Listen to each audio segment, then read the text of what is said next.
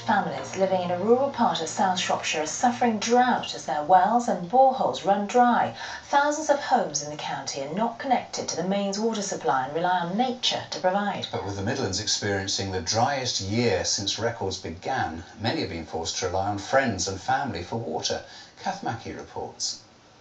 David and CORAINE OAKLEY have come 1.5 miles to get water. The well that supplies their home near Clunton in South Shropshire dried out 12 weeks ago. We've been fetching water from wonderful friends from all over the place. We've been to Knighton, Hopesay, and we've been to Birmingham. We have all the way to Birmingham from here just to get water. Yes. They're filling up today at a tank donated by Severn Trent, which is stationed at a nearby farm which has also run dry. The water supply for this farm normally comes from a spring up in those hills, but the problem is that spring is running dry and they've been without water here now for 2 weeks. The dry ground means farmer Jonathan Griffiths is having to feed his sheep winter rations. Now he's also worrying about water. I've been in this immediate area all my life. No, it's never happened. Actually drying up, it's a whole new experience.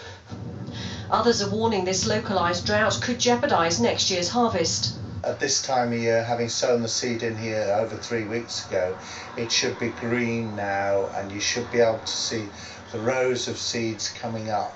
10,000 people in Shropshire rely on wells and springs for their water as they're not connected to a main. Legally, it's their responsibility, but talks are underway. This area particularly is under stress for water supply, so as part of the planning and development we're trying to restrict development to areas where we know there's enough water, and then to work with people like farms and householders to try and recycle things like either winter reservoirs or things like rainwater harvesting to make up water for things like washing and washing machines. Meanwhile, everyday life's revolving around water.